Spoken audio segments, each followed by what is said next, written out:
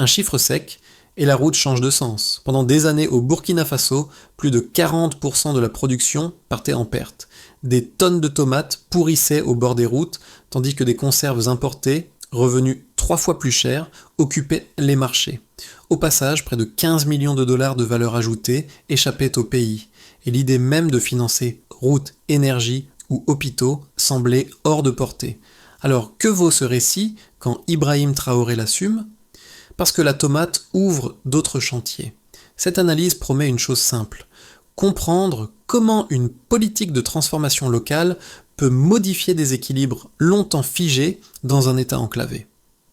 En suivant les faits, les chiffres et les séquences clés, le spectateur verra ce qui change concrètement pour l'économie, les revenus et la marge de manœuvre publique. L'enjeu n'est pas seulement agricole. Il touche l'énergie, les infrastructures, la santé et la capacité d'un pays à financer ses priorités avec des ressources internes, sans rompre brutalement avec son environnement régional. Mais cette promesse comporte un risque clair. Investir vite, concentrer des moyens limités et avancer presque seul expose à des tensions budgétaires, sociales et politiques. Si la dynamique s'essouffle, les attentes créées peuvent aussi se retourner contre ceux qui les portent. C'est ici que le cas porté par Ibrahim Traoré devient intéressant. Il permet d'observer, sans idéaliser, jusqu'où une stratégie fondée sur la valeur captée localement peut tenir face aux contraintes réelles du Sahel actuel. La première révélation tient en un chiffre simple. Avant toute usine, plus de 40% de la production de tomates se perdait chaque année et près de 15 millions de dollars de valeur ajoutée quittaient le pays. La seconde est plus discrète mais décisive. En transformant localement ce qui était déjà produit, le rythme économique change presque immédiatement sans attendre une aide extérieure massive, un retournement conjoncturel ou une réforme institutionnelle lourde. Ces deux constats structurent le récit désormais porté par Ibrahim Traoré. Il déplace la question centrale. Il ne s'agit plus de savoir pourquoi le Burkina Faso dépendait de ses importations, mais comment cette dépendance s'est installée durablement dans un pays enclavé, au cœur du Sahel, soumis à des corridors commerciaux contrôlés par ses voisins et à des importations énergétiques coûteuses. Pendant longtemps, ce contexte a figé les perspectives. Des récoltes abondantes, sans débouchés, des villages isolés, des hôpitaux sous-financés et une économie ramenée dans l'actualité internationale, surtout lors des crises politiques ou sécuritaires. Dans ce paysage fragmenté, l'idée d'autosuffisance n'est pas apparue comme un slogan, mais comme une réponse pragmatique à des blocages visibles. Transformer sur place, c'était réduire les pertes, stabiliser les revenus agricoles et conserver une partie de la valeur à l'intérieur du pays. Financer des projets avec des fonds locaux, c'était tenter de desserrer l'étau budgétaire créé par la dépendance chronique à l'aide extérieure. Chaque chantier, même modeste, devenait ainsi un test grandeur nature. La trajectoire s'est construite par couches successives. D'abord une rupture avec les anciens schémas, puis l'émergence de projets concrets et visibles, enfin la diffusion progressive de leurs effets dans les campagnes et les villes. Ce qui relevait hier d'un pari isolé commence alors à ressembler à une méthode. Pour Ibrahim Traoré, ce basculement fournit un fil conducteur clair, montrer que la souveraineté n'est pas une abstraction politique, mais une succession de décisions matérielles, mesurables et observables dans la vie quotidienne. Pour comprendre comment cette stratégie commence à produire des effets concrets, il faut quitter les chiffres globaux et suivre les premiers lieux où le changement devient visible. Dans les zones agricoles, l'installation de l'unité de transformation de la tomate agit comme un point de repère. Avant, les producteurs vendaient dans l'urgence, à des prix fluctuants, ou perdaient une partie de leur récolte faute d'acheteurs. Après, un débouché stable apparaît, permettant de planifier, d'investir et de réduire l'incertitude saisonnière. Un premier cas illustre cette bascule. Autour de l'usine, des agriculteurs témoignent d'une sécurisation nouvelle de leurs revenus. Les contrats garantis limitent les pertes post-récolte et transforment la relation au marché local. Ce n'est pas une révolution spectaculaire, mais une modification progressive des comportements économiques. On cultive davantage, on améliore les pratiques, on prend moins de risques contraints. L'impact se diffuse lentement, mais il s'enracine. Un second cas concerne la santé. À Bobo-Dioulasso, l'hôpital financé par des ressources internes devient un symbole tangible de réinvestissement local. Pour les habitants, la différence se mesure en temps d'attente réduit, en soins accessibles et en continuité de service. L'argent généré à l'intérieur du pays ne disparaît plus immédiatement dans des circuits extérieurs. Il revient sous forme d'infrastructures visibles, adaptées aux besoins du terrain. Ces effets précoces expliquent de pourquoi le récit porté par Ibrahim Traoré trouve un écho. Il s'appuie sur des changements observables, même limités, qui modifient la perception collective de ce qui est possible. So what? Quand les bénéfices deviennent concrets, la souveraineté cesse d'être un discours pour devenir une expérience quotidienne. Avant, la filière agricole avançait sans appui solide. Les récoltes arrivaient en masse sur les routes, sans stockage, sans transformation et sans prix de référence.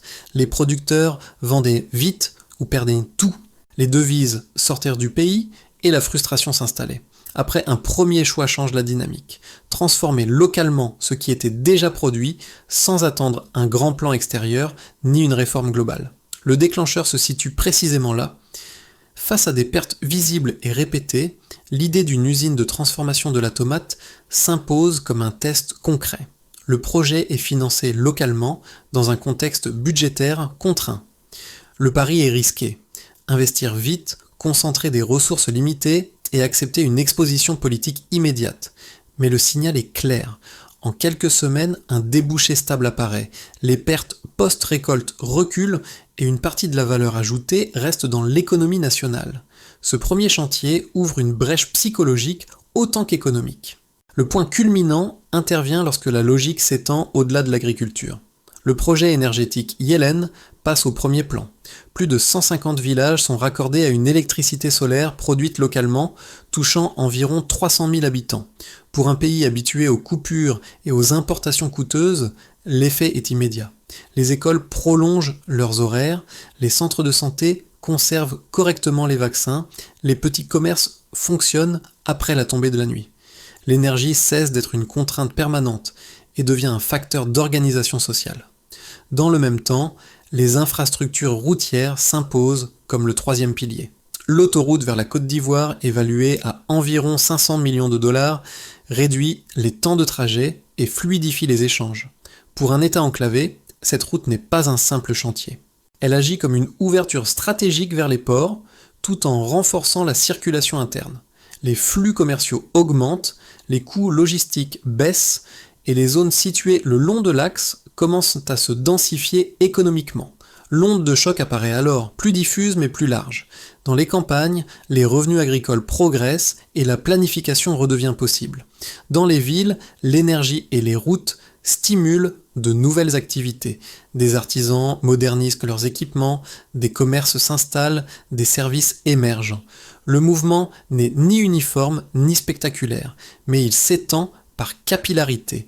Chaque projet renforce les autres. Au sommet, Ibrahim Traoré consolide cette succession d'événements en un récit cohérent.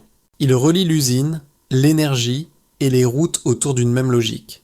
Capter localement la valeur pour créer des effets cumulés. La chronologie devient lisible, un déclencheur précis, un pic d'investissement visible, puis une propagation progressive dans la société. Ce passage du avant au après marque un tournant. La question n'est plus de savoir si quelque chose change, mais jusqu'où cette dynamique peut aller sans se briser. La lecture chiffrée permet de tester la solidité du modèle sans s'en remettre au récit. Le point de départ est clair.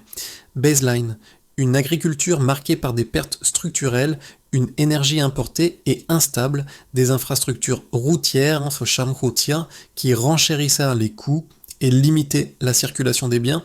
Delta, une série de variations mesurables qui, mises bout à bout, indiquent un changement de régime plutôt qu'une simple embellie conjoncturelle. Premier bloc, l'agriculture.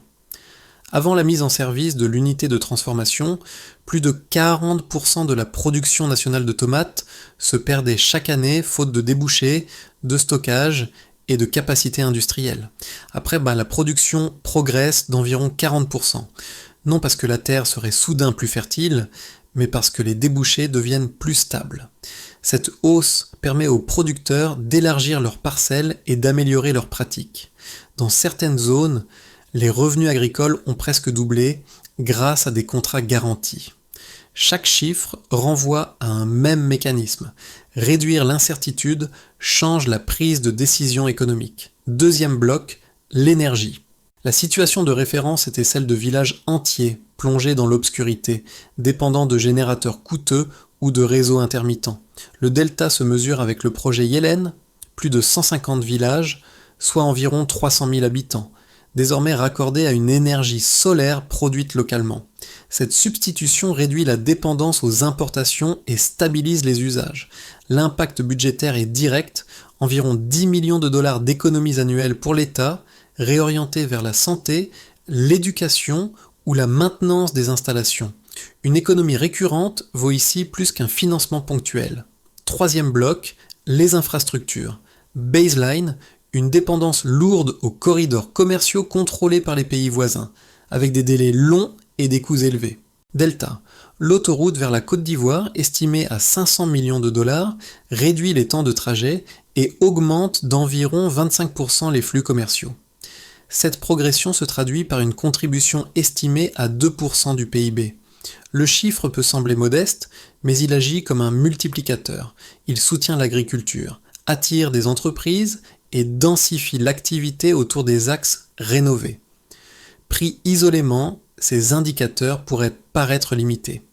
Ensemble, ils dessinent une trajectoire cohérente, les gains agricoles alimentent la demande locale, l'énergie réduit les coûts et stabilise les usages, les routes fluidifient les échanges. C'est cette articulation qui retient l'attention des observateurs et explique pourquoi le récit porté par Ibrahim Traoré s'appuie autant sur les données que sur les symboles.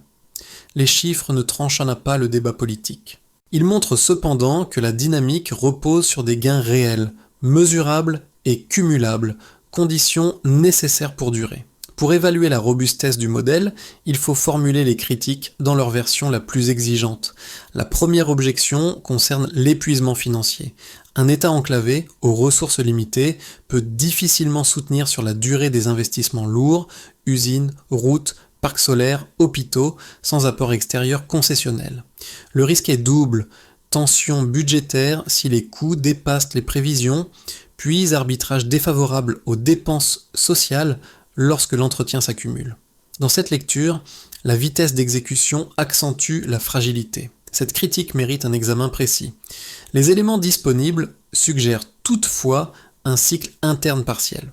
L'unité de transformation de la tomate, financée localement, a créé des emplois directs et stabilisé des revenus agricoles, tout en conservant une part significative de la valeur ajoutée dans l'économie nationale.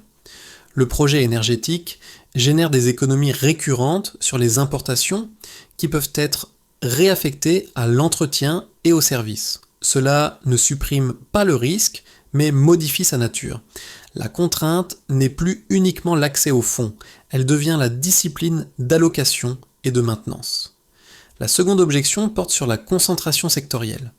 Miser simultanément sur quelques piliers, agrotransformation, solaire, corridors routiers, exposerait le pays à des chocs spécifiques, aléas climatiques affectant les récoltes, défaillances techniques des installations, perturbations géopolitiques des échanges, une mauvaise saison ou un incident critique pourrait entraîner des effets en cascade.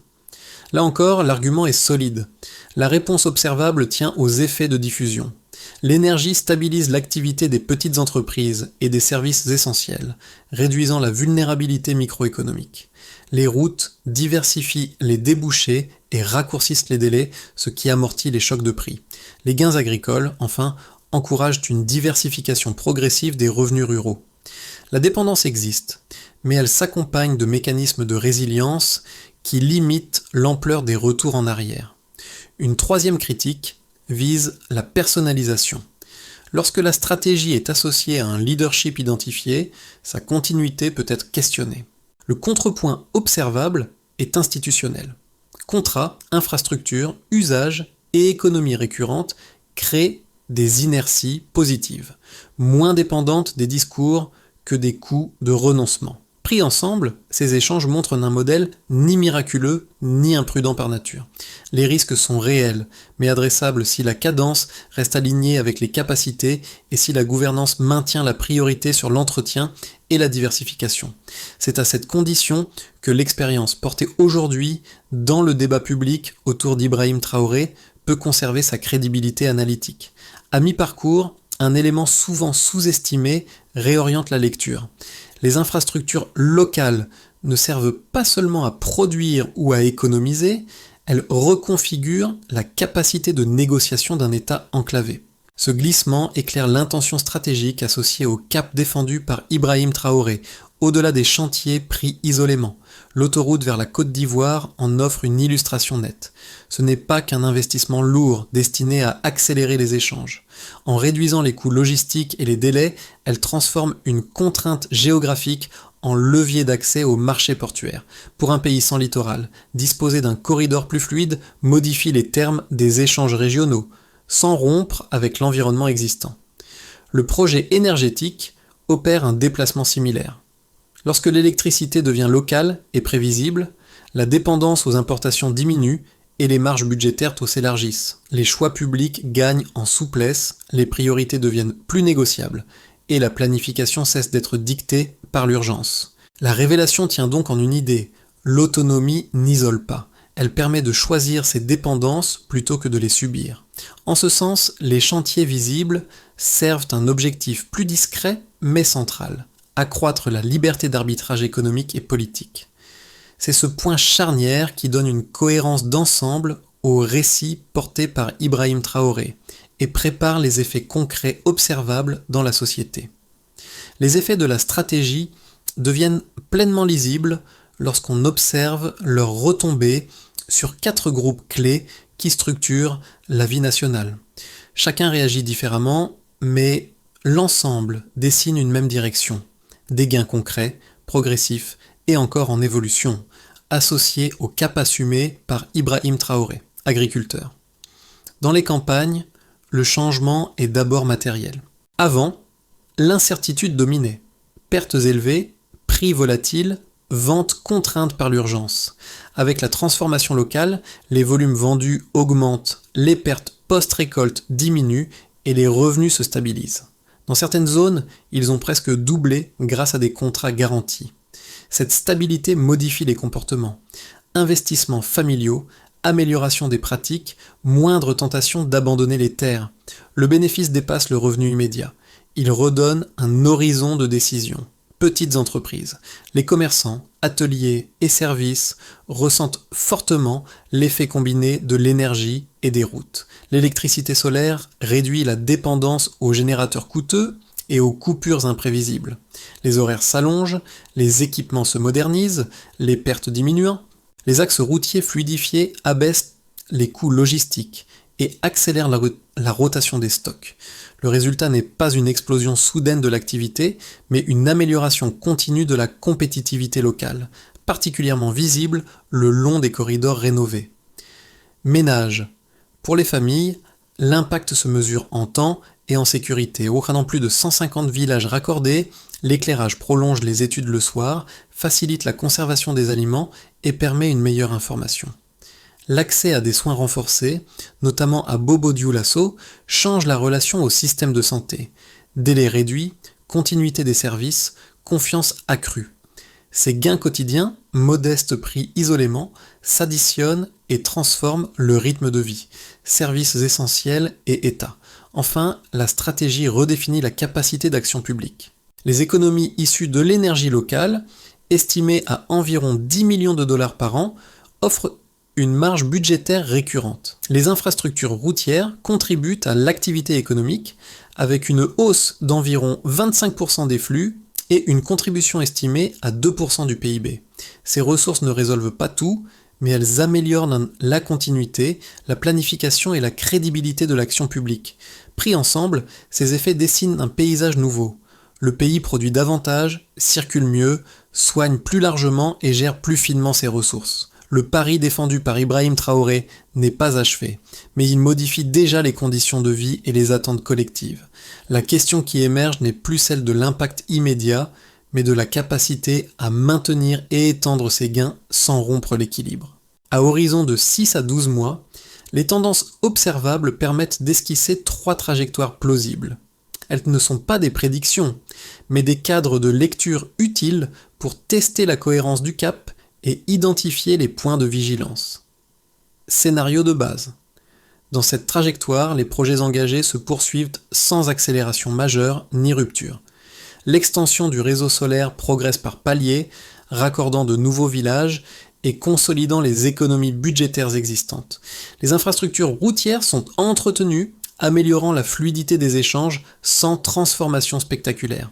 La filière tomate stabilise ses volumes et ses revenus, mais n'ouvre pas encore de nouvelles unités industrielles. La croissance reste modérée, portée par l'agriculture transformée, le commerce régional et les services. Ce scénario ancre le modèle dans la durée, au prix d'un rythme parfois jugé lent par une opinion devenue plus exigeante. Scénario optimiste.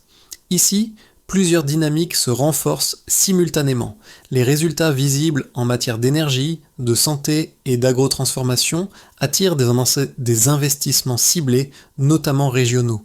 De nouvelles unités de transformation apparaissent, inspirées par la filière tomate. Les corridors routiers deviennent des axes d'installation d'entreprises, diversifiant les activités et les exportations. La croissance accélère, portée par des effets d'entraînement et une meilleure captation de la valeur. Dans cette configuration, le Burkina Faso gagne en visibilité régionale comme étude de cas, et le cap assumé par Ibrahim Traoré est perçu comme reproductible, sous conditions de gouvernance et de discipline budgétaire. Scénario pessimiste. Cette trajectoire met l'accent sur les vulnérabilités. Une dégradation du contexte sécuritaire ou géopolitique perturbe les échanges et détourne des ressources vers l'urgence. Des retards techniques affectent les installations solaires ou l'entretien des routes, réduisant les gains attendus. La diffusion des bénéfices ralentit, nourrissant des frustrations sociales. La croissance fléchit et la stratégie d'autonomie est mise à l'épreuve par les contraintes matérielles et politiques. Le modèle ne s'effondre pas nécessairement, mais sa crédibilité s'érode si les ajustements tardent. Repère de lecture. Quel que soit le scénario, une idée domine. Penser en termes de capacité accumulée plutôt qu'en résultat immédiat aide à traverser les fluctuations. La question clé n'est pas la vitesse maximale, mais l'alignement durable entre investissement, maintenance et diffusion des bénéfices. C'est à cette aune que les prochains mois permettront d'évaluer la solidité du cap. Au-delà des indicateurs macroéconomiques, l'expérience burkinabé résonne différemment selon les publics qui l'observent. Pour chacun, elle éclaire une question concrète. Comment des décisions centrées sur les capacités locales peuvent-elles modifier des trajectoires perçues comme contraintes ? Pour les citoyens burkinabés, les changements ne sont pas abstraits. Ils se mesurent en heures d'électricité gagnées, en récoltes vendues plutôt que perdues, en temps de trajet réduit et en soins plus accessibles. Ces améliorations n'effacent pas les difficultés, mais elles élargissent la marge de manœuvre quotidienne. L'effet le plus marquant est peut-être psychologique. Lorsque les projets produisent des résultats visibles, l'effort collectif retrouve une crédibilité et l'attente se transforme en participation. Pour les entrepreneurs et acteurs locaux, la combinaison énergie-route débouchée modifie le calcul économique. Des coûts plus prévisibles, des délais plus courts et une demande mieux structurée rendent possibles des investissements auparavant trop risqués. L'activité progresse par ajustements successifs plutôt que par rupture, mais cette progressivité réduit l'exposition au choc. Le message implicite est clair, la stabilité opérationnelle compte autant que l'accès au capital. Pour les observateurs extérieurs, chercheurs, décideurs ou citoyens d'autres pays, le cas du Burkina Faso fonctionne comme un laboratoire. Il interroge des modèles de développement centrés sur l'aide et met en lumière une alternative fondée sur la captation locale de la valeur. L'intérêt ne réside pas dans la transposition mécanique, mais dans les principes testés. Prioriser la transformation, sécuriser l'énergie, fluidifier la circulation. Pour le spectateur, cette lecture invite à un déplacement. Il ne s'agit plus de juger une trajectoire à l'aune d'un résultat immédiat, mais d'examiner l'accumulation de capacités et leur diffusion sociale. C'est ce prisme qui permet d'évaluer, avec distance, le cap incarné dans le débat public par Ibrahim Traoré.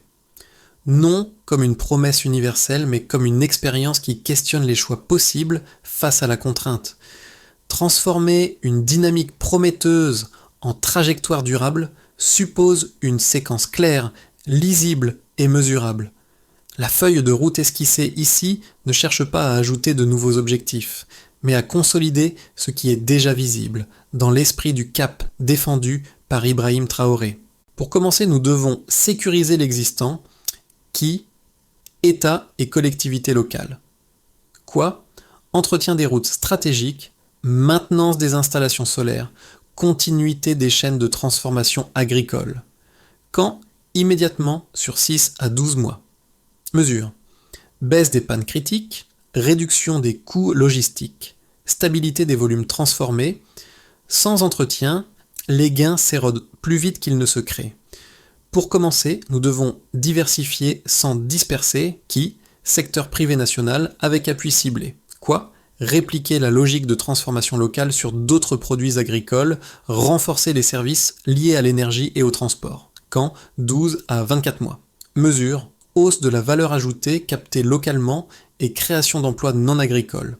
La diversification réduit la dépendance à quelques piliers sans diluer l'effort.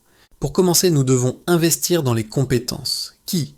Ministère concerné, centre de formation. Quoi ? Former techniciens, agronomes, électriciens, capables d'opérer et d'entretenir les projets. Quand ? Dès maintenant, avec un horizon de 3 à 5 ans. Mesures. Part croissante des projets gérés par des équipes nationales. C'est le levier clé pour éviter une nouvelle dépendance, cette fois humaine. Pour commencer, nous devons stabiliser le financement interne. Qui ? État et institutions financières locales. Quoi ? Mécanismes de crédit adaptés, fonds dédiés aux filières stratégiques. Mesures. Continuité des investissements et réduction de la vulnérabilité budgétaire. Cette séquence n'élimine pas les risques, mais elle les rend gérables. En s'appuyant sur des capacités déjà éprouvées, elle transforme une série de chantiers en cadres d'action cohérents. C'est à ce niveau, plus qu'au stade des annonces, que la crédibilité de la trajectoire associée à Ibrahim Traoré se joue. L'histoire pourrait se résumer à une image simple déjà croisée plus tôt. Une tomate autrefois abandonnée sur le bitume, aujourd'hui transformée dans une usine locale. Ce motif n'est pas anecdotique, il condense une idée centrale. Ce qui était considéré comme une perte inévitable peut redevenir une ressource à condition de changer l'angle et la méthode. Dans ce récit, Ibrahim Traoré n'apparaît pas comme un acteur providentiel isolé, mais comme le catalyseur d'une dynamique longtemps contenue.